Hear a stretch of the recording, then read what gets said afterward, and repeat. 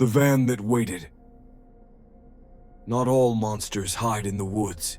Some wait with the engine running. Marissa had always been cautious, despite what her friends teased her about. At 23, she was newly single and dipping her toes into the chaotic world of online dating. Tinder offered her a low-effort gateway back into the game, and soon she matched with someone named Luke. Luke was charming, too charming in hindsight. He had a soft-spoken way of typing, seemed funny, and talked passionately about music and football. They exchanged numbers quickly, and within a few days, their texts took a flirtatious turn. Both admitted they were looking for something casual, which made it all feel easier. Luke suggested they meet up at his place. "Got the place to myself tonight," he wrote with a winking emoji. But something about his next message gave her pause. He asked what part of town she lived in. When she answered, he suddenly gave her an address only 3 blocks away. "That's close," he wrote. "Come over, I'll light a candle for mood."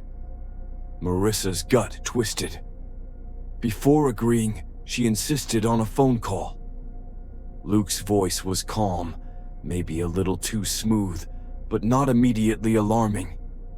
He made her laugh, which loosened her guard. Still, when she got dressed and stepped out, she decided to take a detour, walk past the house first, and scope it out. The street was quiet. Most houses were dark. When she reached the address Luke had sent, she immediately noticed red flags. 3 cars were outside, no lights on. The windows were dark. No music, no movement, no sign of someone alone with a candle. She texted him, "I'm almost there." His reply came seconds later. "You're early. I'm almost ready. Walk slow." That's when she heard it, the low hum of an engine. A white van turned onto the street behind her, moving without headlights. She froze. The van crept toward her, no more than a shadowy mass against the dim glow of a streetlight. Panic shot through her.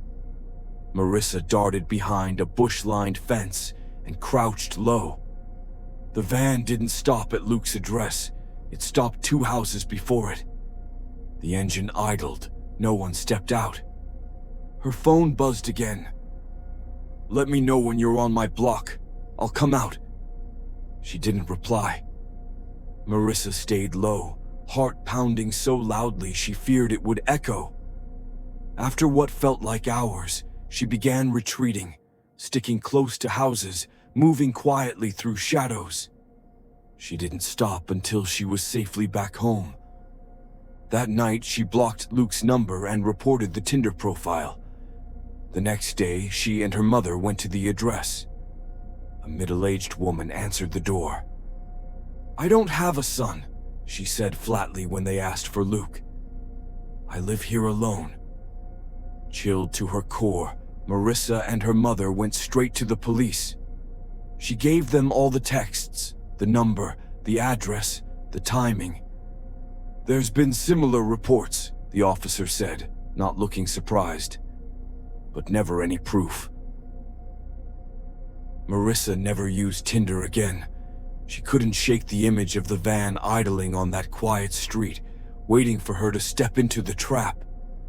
Because some monsters don't need to chase you through the woods. Sometimes they just wait for you to knock on the wrong door. The house by Stillwater Lake. The surface was calm. What waited beneath wasn't. Erica wasn't reckless. At least, she never thought of herself that way. She had just turned 25, freshly out of a stifling long-term relationship and ready to start over. Tinder felt like both a curiosity and a crutch. Most of her matches had fizzled into awkward texts or empty flirts, until she met Josh. Josh's profile was warm, confident, and peppered with outdoorsy photos, hiking trails, kayaking on lakes, bonfires under stars. His energy was peaceful. A guy who loved the quiet side of life. After a week of charming banter and voice messages that made her laugh, Josh invited her to his place for wine and stargazing. "I have a lake house out by Stillwater," he said. "It's beautiful out there. Quiet. You'll love it." Stillwater Lake. The name alone felt cinematic, serene. She hesitated. Of course she did. But Josh insisted she wouldn't need to worry. "There's even a guest room if you don't want to drive back," he added. No pressure. She texted a friend before she left. "Headed to Stillwater. Guy named Josh. We'll check in 2 hours." It was an hour's drive to the address he sent. By the time she turned off the main road and started down the gravel path, the sun was dipping low behind the pine trees. The lake appeared suddenly, the way only forest lakes can, like a mirror in the earth, perfectly still and dark. Josh's cabin was beautiful, rustic, with wraparound windows tucked between tall pines. The lights were off, but a single lantern glowed from the porch. She knocked. Josh opened the door, barefoot and smiling. "You made it." He gave her a quick hug.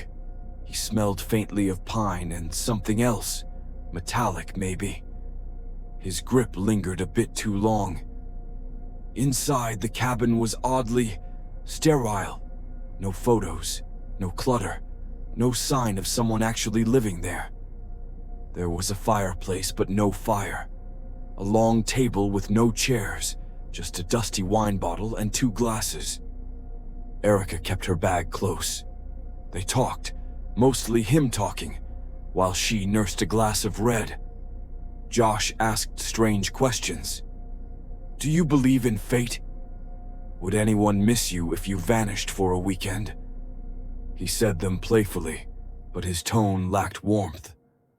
Outside, the woods pressed closer with nightfall. Her phone had no signal. Her stomach tightened. "I need to use the bathroom," she said, standing. "There's one in the guest room. Through the hall," Josh gestured. "Last door." She didn't go to the bathroom. Instead, she tiptoed down the hall, past creaky wooden floors, and peeked through a door cracked open. It wasn't a guest room. It was a basement stairwell, with chains on the wall, a mattress on the floor, and a camcorder mounted on a tripod aimed downward. Erica's heart stopped. She backed away, but the door creaked. Footsteps approached. "Find what you were looking for?"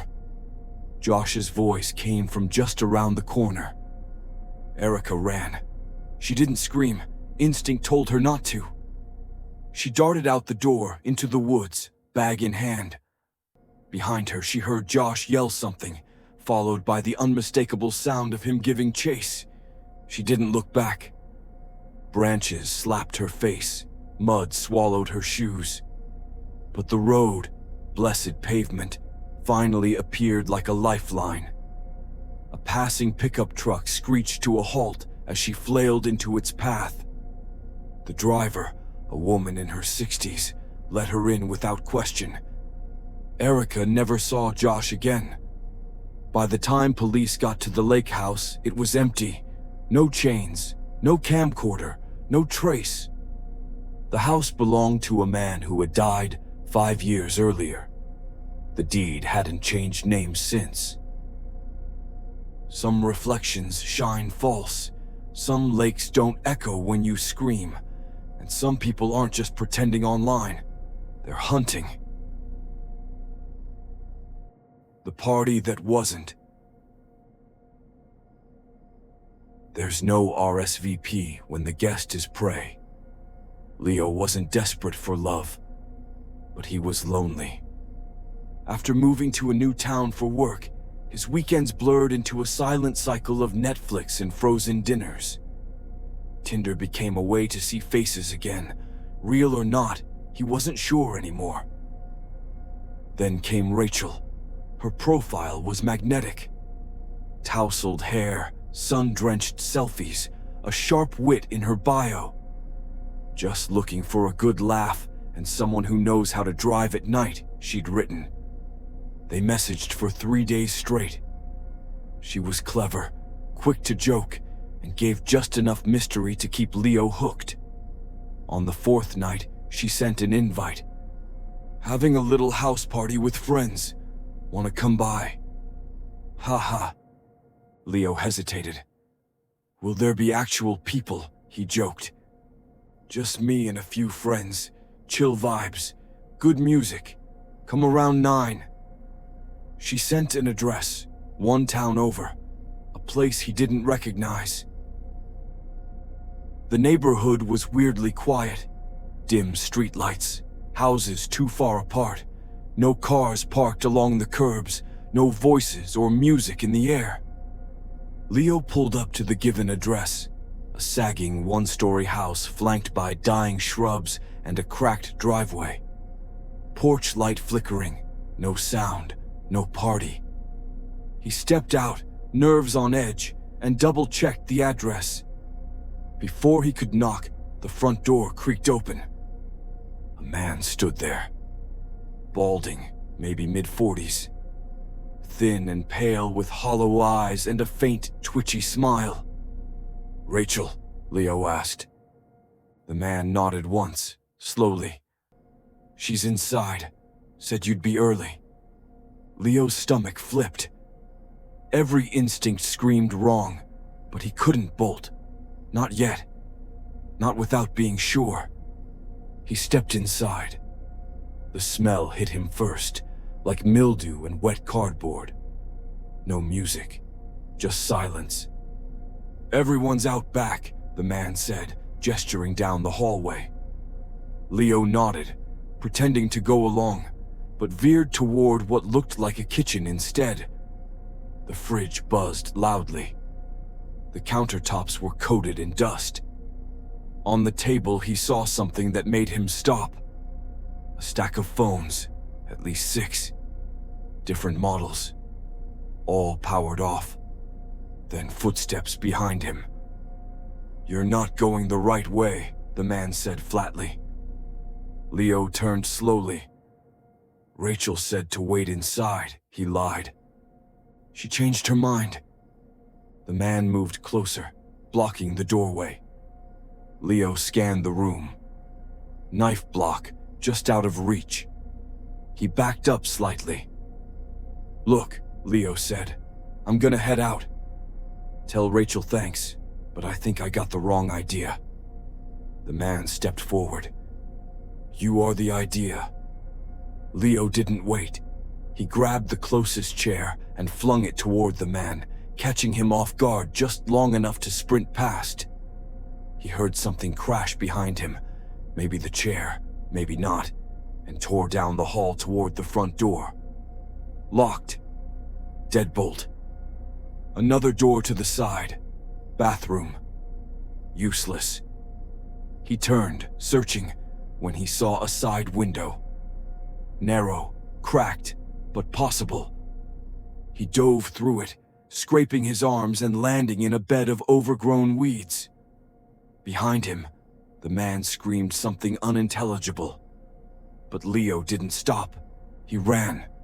Back to the car. Back to Signal. Back to the world. When he called the police, they checked the house. It was empty. No man, no Rachel, no signs of a party. But the officers didn't dismiss him.